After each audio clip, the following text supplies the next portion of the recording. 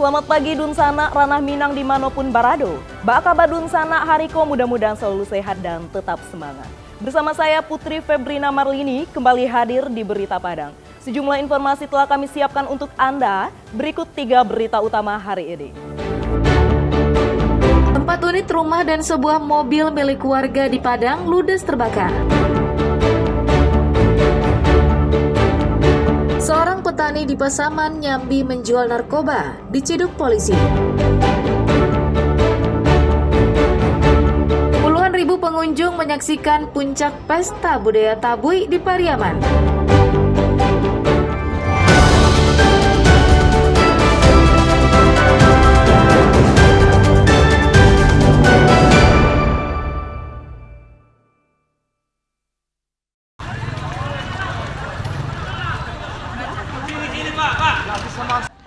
Kobaran api dengan besarnya melahap 4 rumah warga di Kelurahan Parak Gadang Timur, Kecamatan Padang Timur, Kota Padang pada Minggu dini hari.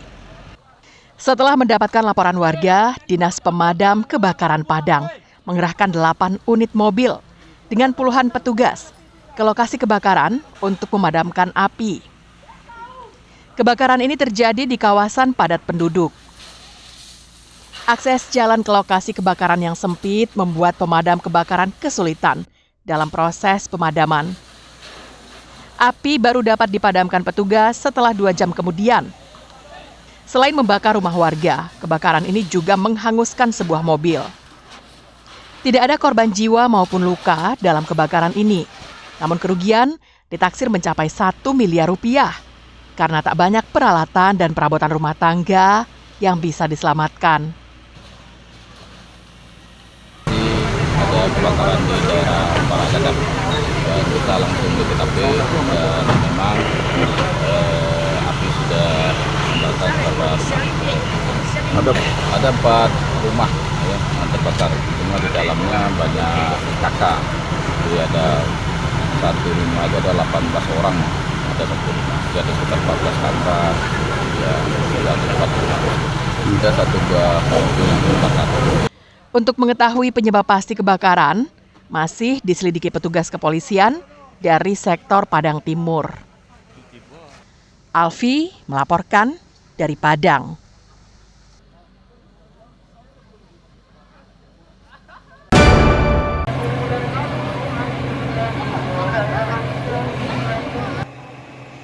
Asap tebal tiba-tiba membumbung dari atas bangunan kedai fotokopi yang letaknya berhadapan dengan kantor Pengadilan Agama Kecamatan Muaro, Sijunjung pada Minggu sore.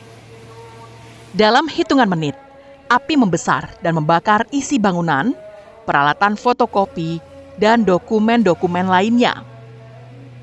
Kebakaran itu terjadi di tengah permukiman padat penduduk, menyebabkan sejumlah warga sekitar panik berhamburan.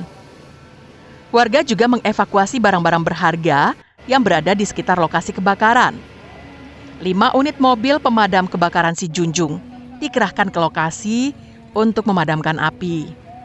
Selain itu, 2 unit mobil tangki PDAM juga ikut membantu memenuhi persediaan air untuk pemadaman. Api baru bisa dipadamkan 2 jam kemudian, setelah puluhan petugas pemadam kebakaran berjibaku memadamkan api. Terjadi kebakaran di pusat Kabupaten Sijunjung, tepatnya di depan kantor Pengadilan Agama. Kronologis kejadian diprediksi karena kolesterol listrik itu yang terbakar, mesin fotokopi dan berupa dokumen-dokumen kertas lainnya. Kerugian ditaksir mungkin sekitar 500 jutaan. Personil damkar yang turunkan semua posko yang Tanjung Gadang, 4 Nagari, Sumber Kudus dan Mako. Tidak ada korban jiwa dalam peristiwa ini, namun kerugian ditaksir mencapai lebih dari 500 juta rupiah. Polisi masih menyelidiki penyebab kebakaran ini. Safatul Ulum melaporkan dari Sijunjung.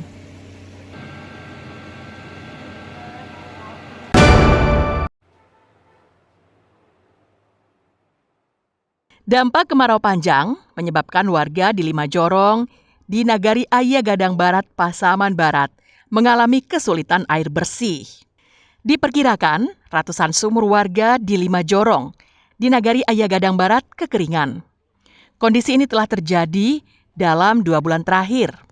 5 jorong yang terdampak, yakni Jorong Labuh Lurus, Jorong Labuh Lurus Baru, Pasir Bendungan, hingga Pasir Bendungan Barat dan Timur. Sumur warga mengering.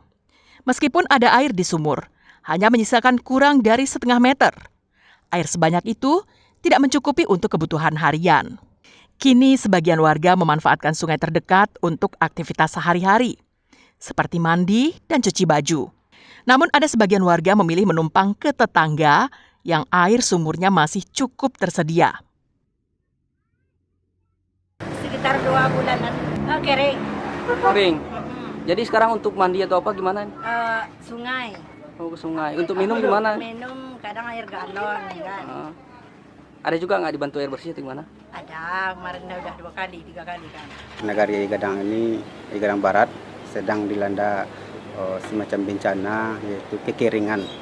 Banyak sumur-sumur warga yang kekeringan.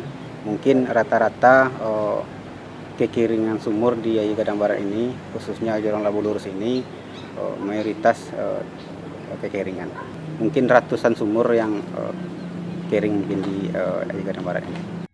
Masyarakat berharap pemerintah Kabupaten Pasaman Barat mengantar air bersih ke jorong-jorong yang mengalami kekeringan parah itu, agar aktivitas warga dapat berjalan lancar. Safatul Ulum melaporkan dari Pasaman Barat.